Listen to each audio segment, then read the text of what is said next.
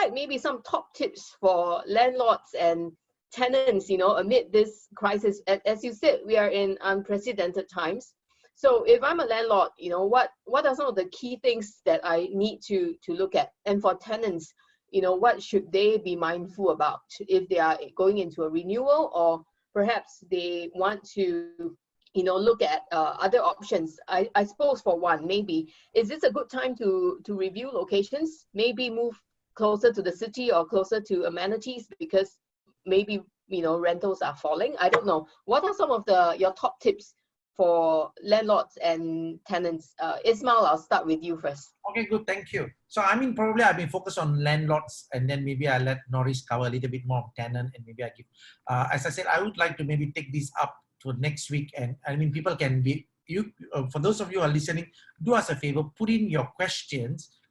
We have got a place where you can ask, even in this chat, even if you not been able to answer it. Next week, we will do a further research and explain to you. To me, for landlords, one of the key things here is this. If you already have an existing tenant, keep that relationship. As long as has been a good paymaster, continue with him. It's okay, in my view, to give him some benefit. Not necessarily you must reduce rent, but on a goodwill basis, if he asks, you can reduce. And how much should the amount be? In my view, 3 to 5% will suffice. But on the other hand, even you need not reduce the rent, I think you should take that proactive approach to see if that landlord has stayed there for the last 2 years or so. Is there any wear and tear you can offer to do some cleanup or replace something that he feel good about it? Therefore, I think landlord should always take a very entrepreneurial aspect of it, because the minute when the tenant leave, believe me, you still either need to give a fresh coat of paint, or you need to do some thorough cleaning. You have to send the curtains for a dry wash. It is going to cost you money. And then it may take another 1-2 months to find a tenant. You may be able to find a tenant within a month, but that tenant only going to shift in 2 weeks later, and you may lose your rent for the next 2 months. And imagine if you're renting a $3,000, just if you take 2 months to find another tenant, you're going to lose $6,000. And on the other hand, the existing tenant, if you give him a $200 discount and if he continues, in a year you only lose $2,004. Even if it's a 2-year lease, you're only going to lose $4,008, versus if you are not being able to rent within the next 2 months, you not only lose $6,000, you still need to do the touch up, the paint, and this thing will cost you another $2,000. Actually, you're lose as a landlord. So I say, value all your existing tenants, make them feel good, just do certain things that it is okay to make them comfortable, and continue to land out. As far as tenant is concerned, one point that I would like to highlight here is this. Especially if you're staying in a particular current place that is not so conducive because of your budget 2 years ago. If things has improved, you may be able to get a brand new TOP place, or maybe a better location at marginally higher price. That is your advantage from a tenant perspective. Okay, I'll leave it here for Norris to... Norris? Yeah. Oh, I guess for tenant-wise, I think if you want to, the lease to come to expiry and you think of looking for more option, you can start comparing a few places or location that you originally wanted to go into but couldn't.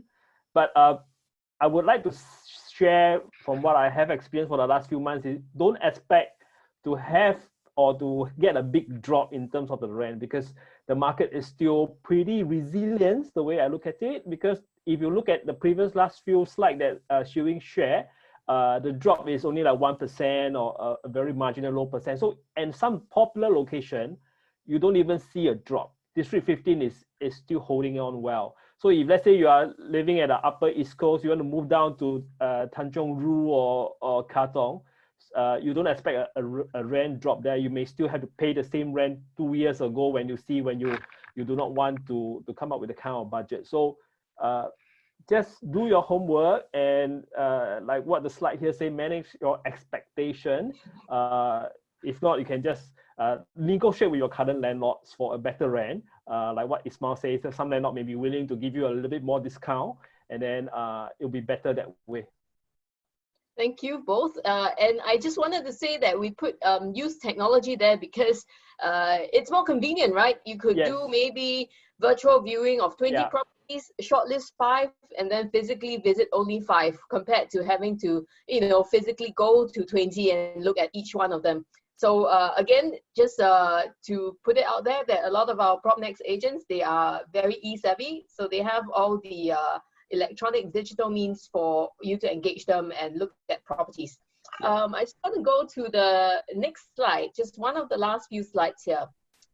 Some considerations before leasing a unit. So obviously we will have to look at the amenities and the neighborhood, think about commuting time, how much extra are you willing to pay for convenience?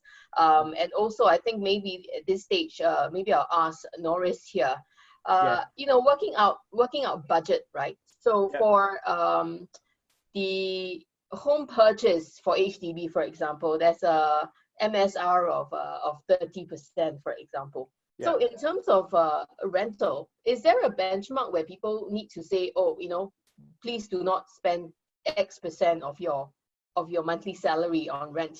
No. What is the sense? How prudent should they be?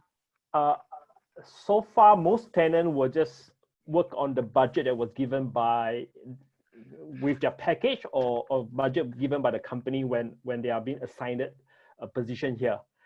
Some tenants will be more prudent and they spend lesser, but there isn't a so-called a rules or law here say that you shouldn't spend a certain amount of your budget. It's all entirely up to individual. Yeah. Depending on what they can afford. Yes, depending on what they can afford and how much they want to spend.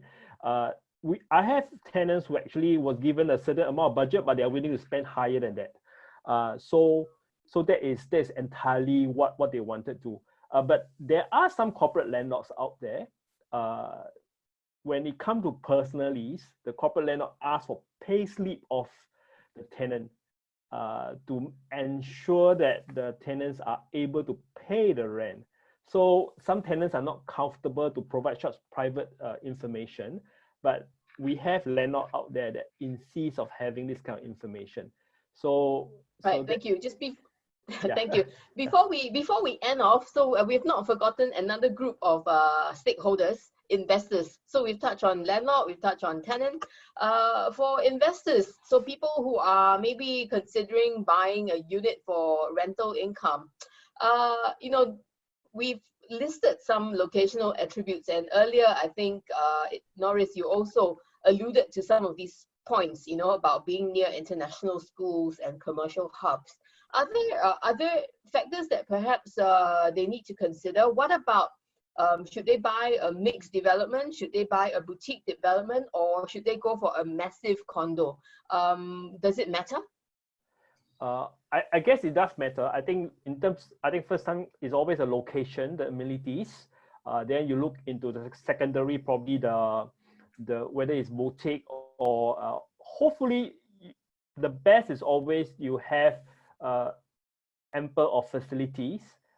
That's what tenants look for. If you really go for rental, you really need to ensure that you get in a condo with good facility, because tenant will ask you whether you have a playground, whether you have a gym, whether do you even have a park for you to walk around. So these are the things that tenants look for.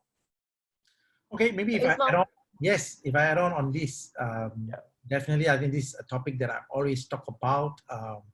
It is really, really very important, especially if you're investing in a property and you don't intend to stay there, which means you're really dependent on the rental income to service your loan, assuming you're taking a loan.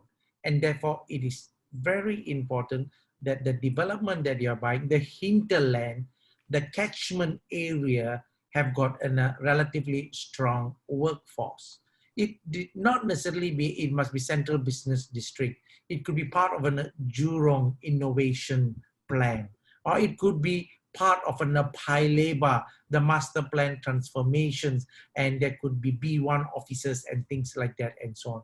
All we are interested here is this: international schools cater to a different group of people, and so does even developments that are nearer hospitals immediately, on or even schools or business units on a aerospace industries, pie labor. So there are many things that is well attractive. So you need to understand wherever you are going to put your money, what is the hinterland surrounding within at least the 2 to 3 kilometer radius makes sense.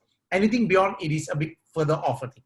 And as far as the 3 choices one had, mixed D versus development with facilities versus a smaller. Yes. But of course, all 3 come with a different price tag. If you take a mixed development, if you ask me, is the most premium from a rental return perspective.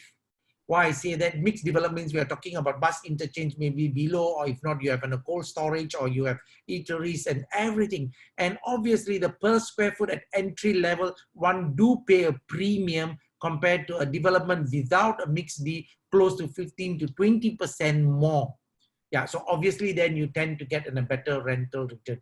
But I must say, one of the advantage of investing in a mixed D here is this: when the economy is quite bad, even though when the rental drop, the mixed development areas tend to have a, even when it drop, there are more people interested because of the convenience. Yep. As opposed to the facilities is one thing people look out for. The smaller development is still okay, but your entry level, you're going at a lower quantum. You normally tend to have a slightly lesser budget. There are a huge number of these group of people who do not want to pay a huge premium for a rental unit. So you will get a different group of people interested in your investment. Thank you, Ismail.